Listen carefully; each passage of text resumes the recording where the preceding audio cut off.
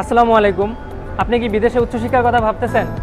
আপনি কি বাংলাদেশ থেকে সবগুলো দেশের এম্বাসি ফেস করতে পারতেছেন না? ইউকে, ইউএসএ, কানাডা, নিউজিল্যান্ড অথবা অস্ট্রেলিয়া অথবা ইউরোপ থেকে কি আপনি বাংলাদেশে এম্বাসি ফেস করে রিজেক্টেড হয়েছেন? তাহলে মালয়েশিয়া হতে পারে আপনার জন্য কাঙ্ক্ষিত ডেস্টিনেশন, যেখান থেকে আপনি চাইলে আপনার কাঙ্ক্ষিত দেশে পরবর্তীতে মুভ করতে পারেন। সো সম্পূর্ণ ভিডিওটি দেখে সাথেই থাকুন।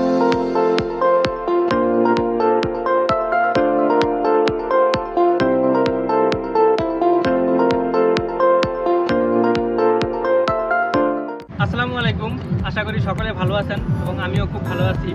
আজকে যে বিষয়টি নিয়ে কথা বলবো সেটি হচ্ছে বাংলাদেশ থেকে যারা বিদেশে উচ্চশিক্ষার কথা ভাবতেছেন, specially USA, UK, Canada, New Zealand and Australia এবং ইউরোপ।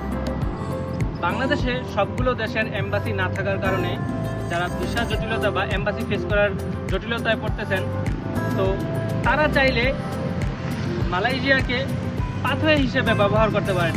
এবং আরেকটি বিষয় হচ্ছে, বাংলাদেশ থেকে আবেদন করে অনেকেই রিজেক্ট হইতেছেন, তো তারা চাইলেও মালয়েশিয়াকে পাথওয়ে হিসেবে ব্যবহার করে আপনার কাঙ্ক্ষিত দেশে মুভ করতে পারেন। তো সেখানে দুইটি ওয়ে আছে, একটি হচ্ছে ট্রান্সফার প্রোগ্রাম, আরেকটি হচ্ছে জেনারেল প্রোগ্রামে এসে আপনারা চাইলে 1 বছর পরে বা 2 সেমিস্টার পরে অ্যাপ্লাই করতে পারেন।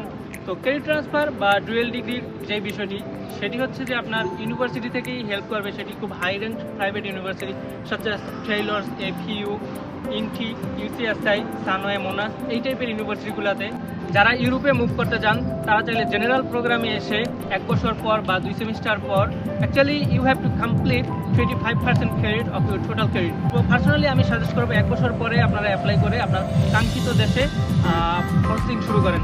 তো ডিগ্রি ট্রান্সফার প্রোগ্রাম এবং অন্যান্য দেশে মুভ করার বিষয়ে বিস্তারিত জানতে আমার সাথে ডিরেক্টলি কন্ট্যাক্ট করতে পারেন অথবা হোয়াটসঅ্যাপ নাম্বারে যোগাযোগ করতে পারেন, or you can contact me directly. আল্লাহ হাফেজ।